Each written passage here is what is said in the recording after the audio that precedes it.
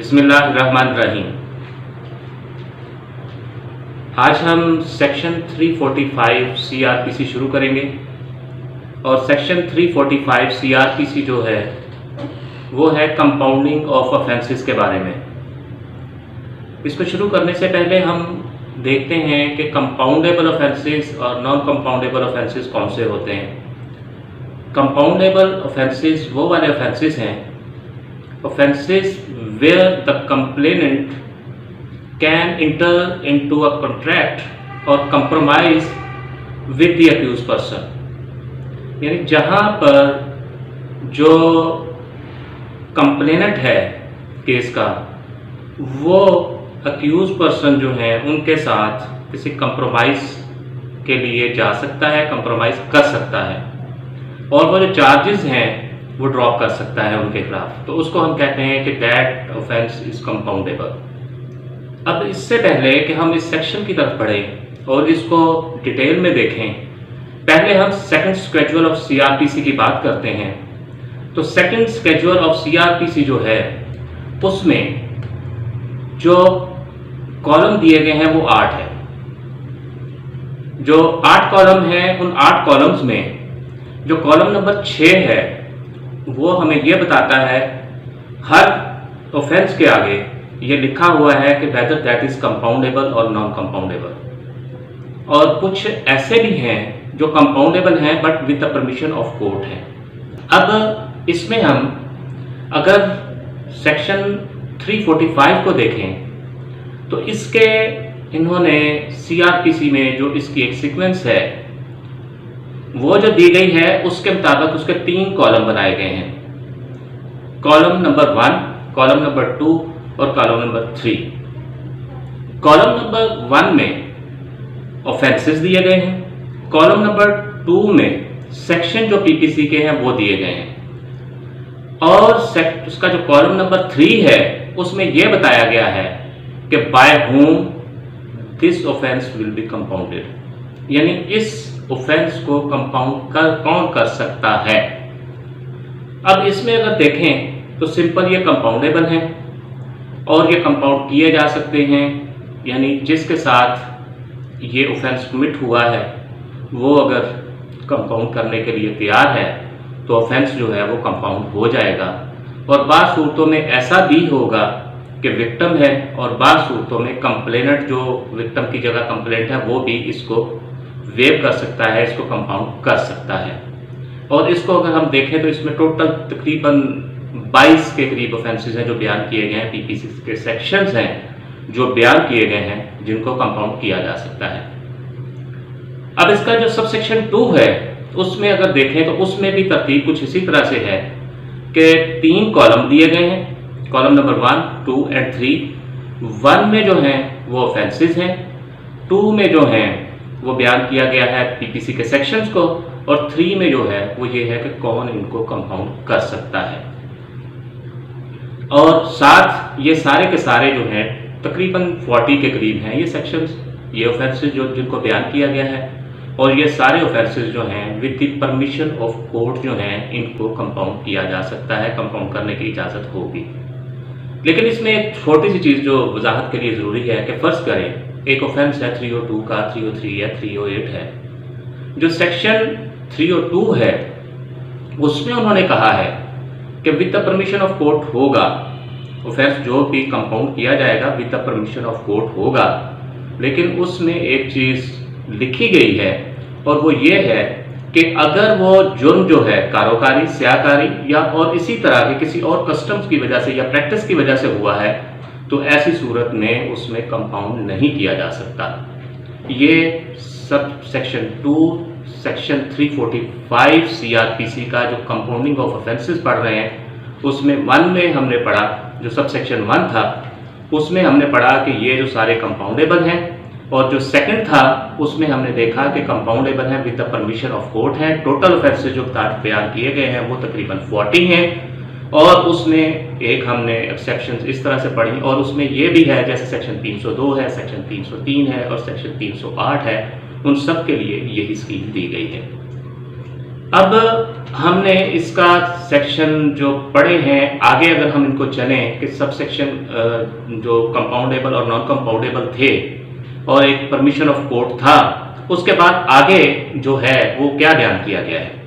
उसमें आगे है कि where an offence under chapter 16 of Pakistan Penal Code has been committed in the name or in the pretext of कारोकारी, स्याकारी or similar other custom or practices. Such offence may be compounded or waived subject to such conditions as the court may deem fit to impose with the consent of the parties having regard to the fact and circumstances of the case. Chapter 16 जो है PPC का वो heart का है और human body के साथ जो ऑफेंसेस कमिट हो सकते हैं उनके बारे में है।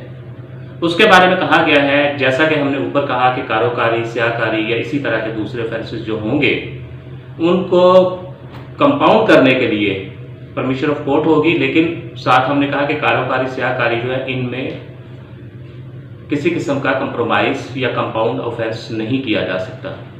साथ उन्होंने एक शर्त लगा दी है कि उसमें कोर्ट जो है उसको कंपाउंड करने की इजाज़त दे सकती है, keeping in view the circumstances of the case और सर्टन कंडीशंस के साथ। बेसिकली ये जो चीज़ है ये क्यों ऐड की गई है और क्यों डाला गया है, होता कुछ यूँ था कि कारोकारी, स्याकारी या गैरत के नाम पे जो कत्ल होते थे उनमें अगर भाई ने बहन को कत्ल कर दिया तो गैरत के नाम पे, तो बाप अगर कंप्लेनेंट बना तो बाद में बाप उसको कंपाउंड कर देता था, क्योंकि वो बेटा होता था।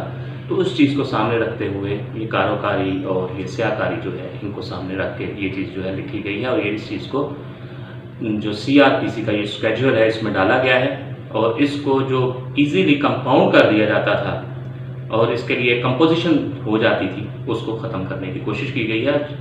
ख़त्म अगर नहीं तो एटलीस्ट ये कोशिश की गई है कि इसको डिस्करेज किया जाए, ताकि लोग इस ऑफेंस को करने से पहले जिस स्कीम्स के तहत ये आते थे कि बाद में कंपाउंड हो जाएगा ऑफेंस, वो उनके मद्देनजर हो। आगे इसके है where any offence is compoundable under this section, the abatement of such offence or attempt to commit such offence when such attempt is itself an offence may be compounded in like manner. अब कुछ offence हैं, अगर वो offence जो है compoundable है यानी काबिल राजीनामा है इस सेक्शन के तहत, और या उस offence को करने के लिए कोई अबैटमेंट की जाती है या अटेम्प्ट की जाती है, सच offence इस ऑफेंस को करने के लिए या तो किसी को अबैटमेंट की जाती है या जो है अटेम्प्ट की जाती है।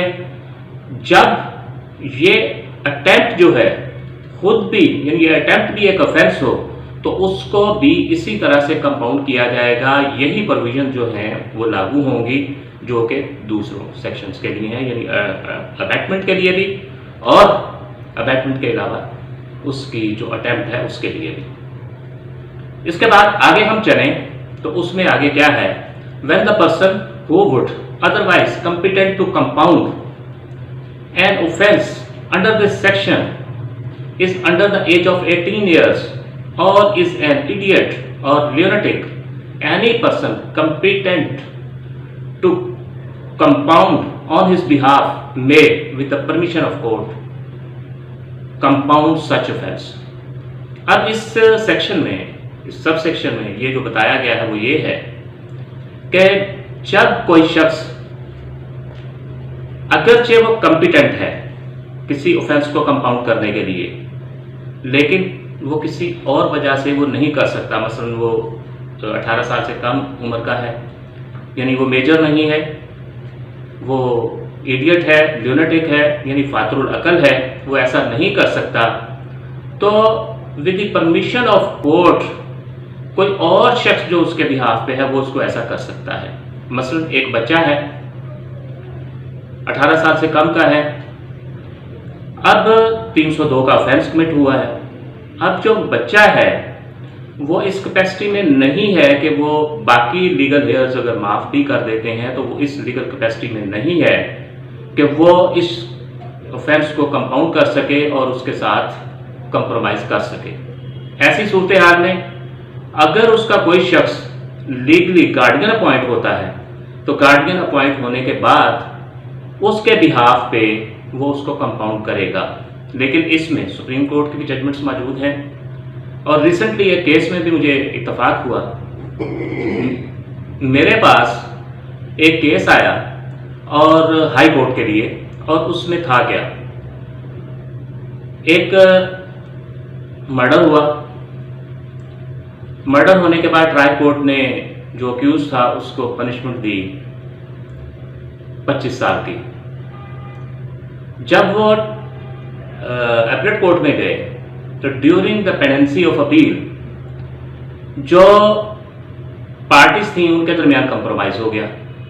बाकी सब ने कंपाउंड कर दिया, लेकिन क्योंकि एक जो मकतूल था, जो विक्टिम था, उसका एक बच्चा था छोटा जिसकी उम्र 10 या 12 साल होगी। अब उसका दादा जो था उसका गार्डियन अपॉइंट हुआ। उसने, क्योंकि अपीलेट कोर्ट ने ये केस भेजा था कंप्रोमाइज के लिए ट्रायल कोर्ट में, सेशन जज साहब ने उसका सारा जो कंप्रोमाइज का प्रोसीजर था वो लिखा और अपीलेट कोर्ट को भेज दिया। लेकिन जब अपीलेट कोर्ट में गया तो कोर्ट ने उनकी कंप्रोमाइज पिटीशन जो थी वो खारिज कर दी, सिर्फ इस बेस पे कि कंपाउंड करने के लिए अगर गार्डियन अपॉइंट भी हो जाए तो दियत देनी पड़ेगी। तो ये एक बड़ी क्लियर कट जजमेंट आई हाई कोर्ट की तरफ से। इसमें सुप्रीम कोर्ट की भी कई जजमेंट्स मौजूद हैं।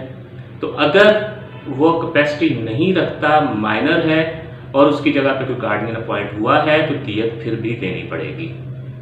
नेक्स्ट इसके क्या है, when the accused has been convicted and an appeal is pending, no composition for the offence shall be allowed without the leave of the court before which the appeal is to be heard. ये जो ऊपर मैंने एक example दी है वो इसमें 100% जो है फिट आती है कि जब कोई अक्यूज पर्सन जो है उसको सजा हो गई, अपील पेंडिंग थी, अपीलेट कोर्ट में कंप्रोमाइज हुआ, कंप्रोमाइज के लिए, कंप्रोमाइज पिटीशन के लिए उसको इफेक्टिव करने के लिए पिटीशन नीचे भेजी गई, नीचे से मरादा ट्रायल कोर्ट में भेजी गई। ट्रायल कोर्ट ने उसके दादा को गार्डियन अपॉइंट किया।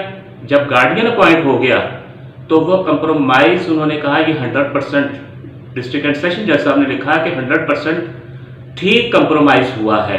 लेकिन जो हाई कोर्ट थी उसकी तरफ से ये वर्डिक्ट आई कि ये कंपाउंड नहीं कर सकता, इसको दियत देनी पड़ेगी। तो उनकी कंप्रोमाइज पिटीशन जो है वो खारिज हो गई। आगे इसके बाद है a high court acting in the exercise of its powers of revision under section 439 and session court under section 439A may allow any person to compound any offence which he is competent to compound under this section। अगर revision में high court 439 और session court में 439 में है तो ऐसी सूरत हाल में भी इन प्रोविजंस के तहत कोई शख्स जो कंपाउंड कर सकता है उसको अख्तियार होगा और रिवीजन में उसको कंपाउंड कर सकता है। द कंपोजिशन, नेक्स्ट क्या है, the composition of N offence under section shall have the effect of an acquittal for the accused with whom the offence has been committed। अगर उनका कंप्रोमाइज हो जाता है इसके तहत और ऑफेंस कंपाउंड कर दिया जाता है तो फिर जो अक्यूज पर्सन है ऐसे होगा जैसे उसकी बरीयत हो गई हो। लास्ट में इसका जो बयान किया गया है वो सिर्फ इसमें यह है कि किसी किस्म का कोई ऑफेंस कंपाउंड नहीं किया जाएगा सिवाय इसके कि जो सारी तरतीब, जो सारी सीक्वेंस, जो प्रोविजंस इन प्रोविजंस में बयान किया गया है इनके मुताबिक होगा। तो यानी स्ट्रिक्टो सेंसो इन जो चीज़ें दी गई हैं इनके मुताबिक ऑफेंस कंपाउंड किए जा सकते हैं, नॉट अदरवाइज। अब इसमें कुछ चीज़ें और भी हैं। पिछले दिनों एक जजमेंट मुझे मेरी नज़र से गुजरी कि कंप्रोमाइज़ हुआ तो कंप्रोमाइज़ के लिए उन्होंने कहा क्योंकि इनमें से एक पार्टी जो है, जो अक्यूज पार्टी है वो गैर मुस्लिम है, तो तो ये जो कंप्रोमाइज़ है ये नहीं हो सकता, ये ऑफेंस कंपाउंड नहीं हो सकता।